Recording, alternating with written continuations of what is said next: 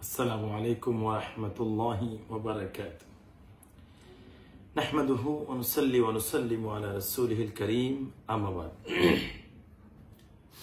দেশ এবং প্রবাস থেকে যে যেখান থেকে দেখছেন আমাকে সকলকে আন্তরিক মোবারকবাদ অভিনন্দন। আজকের এই ভিডিও বার্তাটি আমার প্রিয় জন্মভূমি হবিগঞ্জ জেলার বাহুবল উপজেলাবাসীর জন্য। আমার প্রিয় বাহুবল উপজেলাবাসী দেশ এবং বিদেশ থেকে যে যেখান থেকে দেখছেন সকলকে আবারও আন্তরিক মোবারকবাদ অভিনন্দন। আজকের এই ভিডিও বার্তার বিশেষ একটি উদ্দেশ্য, আপনাদের ভোটে আমি বাহুবল উপজেলার চেয়ারম্যান নির্বাচিত হয়েছিলাম। আলহামদুলিল্লাহ 2 মাস 12 দিন দায়িত্ব পালন করেছি। মহান আল্লাহ রাব্বুল আলামিনের উপর ভরসা রেখে এবং সৎসাহস নিয়ে 2 মাস 12 দিন এর মধ্যে যেটুকু দায়িত্ব আমার ছিল পালন করার চেষ্টা করেছি। ইদানিং আপনারা শুনেছেন সারা দেশব্যাপী সিটি কর্পোরেশন, জেলা পরিষদ, উপজেলা চেয়ারম্যান, পৌর মেয়র সকলকে অপসারণ করা হয়েছে রাষ্ট্র বিনির্মাণের জন্য।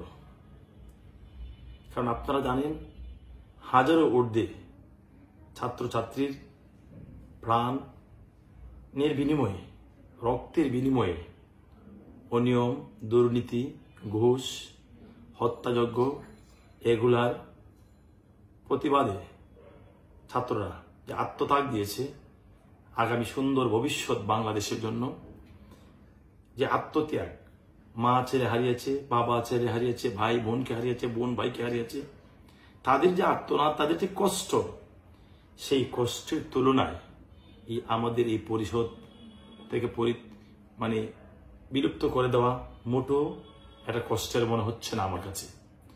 রাষ্ট্র বিনির্মাণের জন্য যদি সুন্দর হয়, যারা আত্মত্যাগ করেছেন তাদের সাথে আমরাও একত্রতা পোষণ করতে পারি।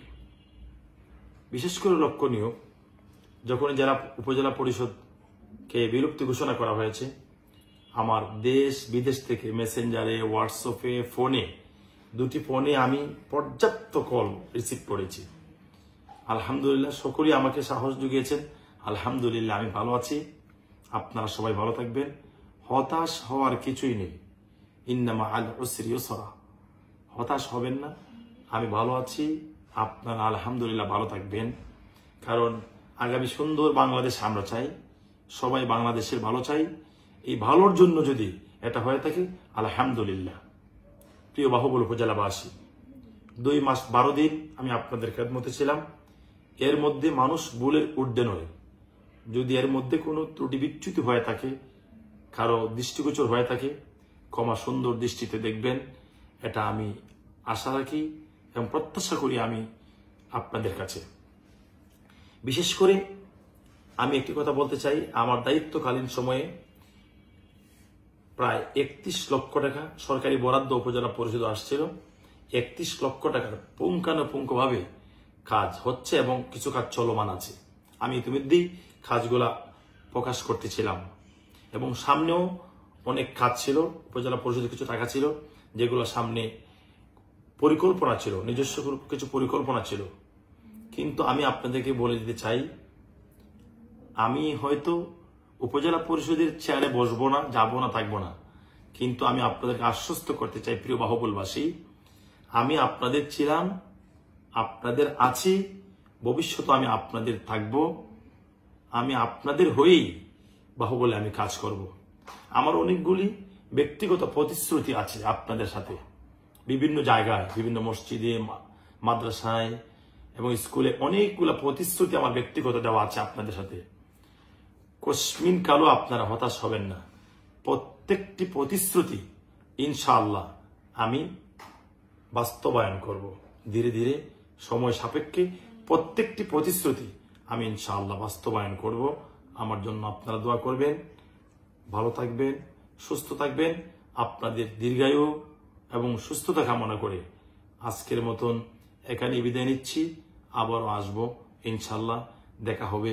রাজপথে দেখা হবে, বিভিন্ন অনিয়ম দুর্নীতিতে যেখানে হবে আমাকে বলবেন, আমি সেখানেই থাকবো।